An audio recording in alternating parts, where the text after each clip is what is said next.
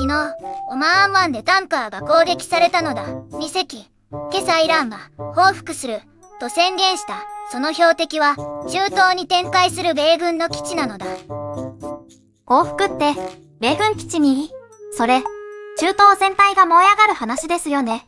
先週のホルムズ海峡とも絡んでくるんじゃないですか。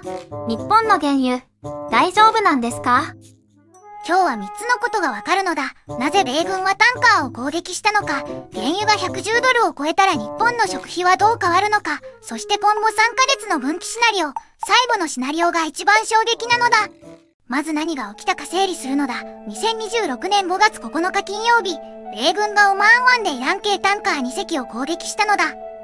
モンド紙によれば、これはイランが核交渉の時間稼ぎをしながらタンカーで制裁逃れの石油輸出を続けていることへの対抗措置だったのだ。制裁逃れって、イランはずっとそういうことをやっていたんですか？そもそも米国とイランはなんでここまで対立しているのか、前提がわからなくて。ここを押さえないと今回の衝撃の意味がわからないのだ。表面の原因は、タンカーによる制裁破り、なのだ。イランは2018年にトランプが離脱した JCPOA、核合意が崩れて以来、国際社会から石油輸出を制限されてきたのだ。でも密かに中国などにタンカーで原油を売り続けてきたのだ。真相の原因はこうなのだ。イランは核交渉を引き延ばしながら、裏でウラン濃縮を 60% から 90% に近づけている。米国はその核開発を止めたい。でも軍事攻撃は戦争になる。だからタンカーという収益源を潰す経済圧力を選んだのだ。収益源を潰す作戦か。でも逆に考えると、イランが報復すると言ったのは、それだけ追い詰められているってことじゃないですか。本当に米軍基地を攻撃しますかね？構造的な原因まで掘り下げると、これは実はイランの国内政治と直結しているのだ。強硬派の革命防衛隊が報復しなければ弱腰に見えるという国内圧力をかけている。ハメネイ師は本音では全面衝突を避けたい。でも黙っていたら政権基盤が揺らぐというジレンマなのだ。ちょっと例え話をするのだ。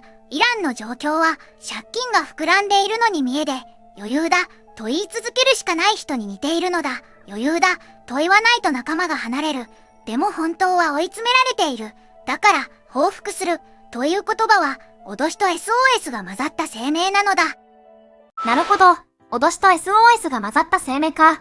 でも市場はもう反応してますよね。タンカーが攻撃されたっていうニュースで原油はどう動いたんですか？原油市場はすでにピリピリしているのだ。タンカー攻撃のニュースが出た直後、ブレント原油は1バレル107ドル台に跳ね上がったのだ。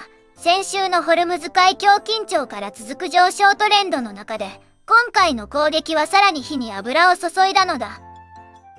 ここで重要なのがメディアの見方の違いなのだ。モンドは、米国の強硬策がエスカレーションを招いているという批判的な視点で報じているのだ。一方、英米系メディアは、イランの核開発と制裁破りへの正当な対抗措置と擁護的に報じる傾向があるのだ。同じ事実でも見え方がこれだけ違うのだ。報道の角度がそんなに違うんですね。私はモンドの視点の方が怖いと思います。正当な対抗措置と言い続けると、どんどん過激化していっても正当化できちゃいますよね。歴史的に見てどうなんですか？実は1988年にも全く同じ構図があったのだ。タンカー戦争と呼ばれる時代で、米軍はイランのタンカーを攻撃し、イランも湾岸の船舶を標的にした。その年、米軍は誤ってイラン民間機を撃墜して290人が死亡したのだ。エスカレーションが止まらなくなるのが歴史の教訓なのだ。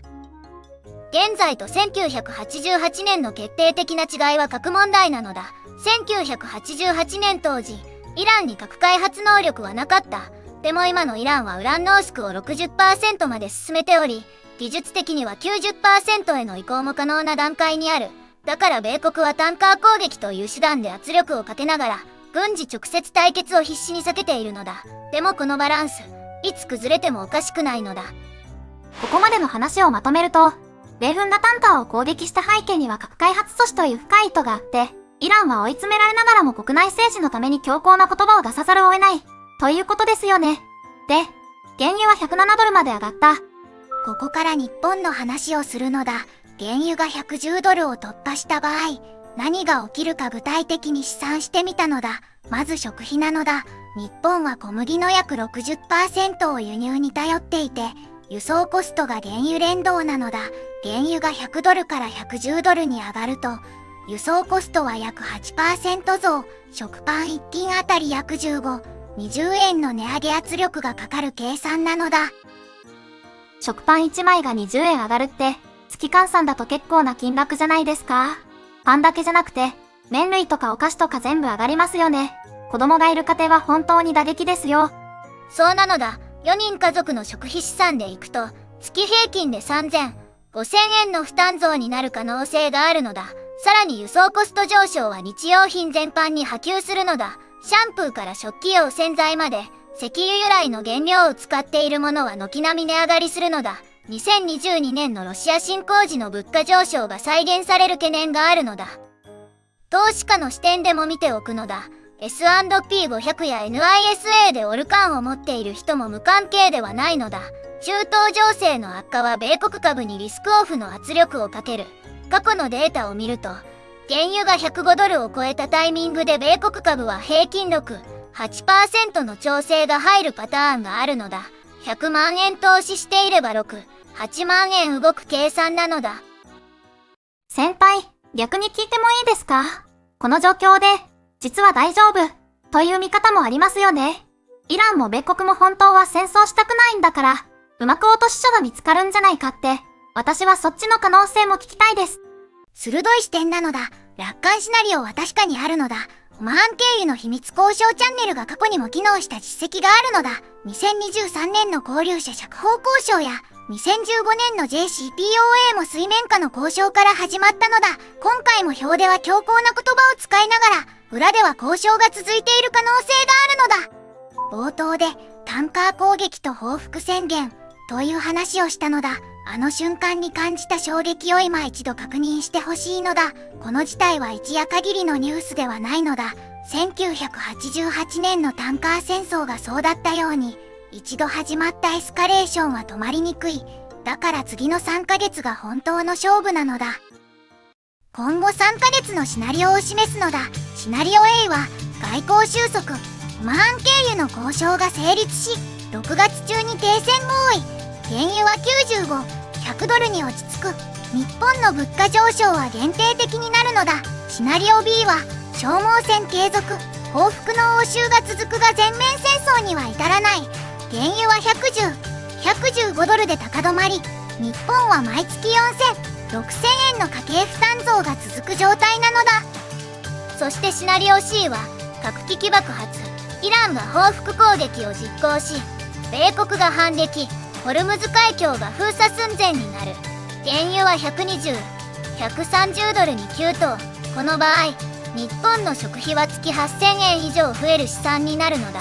僕の個人的な読みでは、シナリオ B の確率が 55%、A が 35%、C が 10% なのだ。でもこの 10% を軽視してはいけないのだ。シナリオ C が 10% か、10% だから安心、とは思えないですね。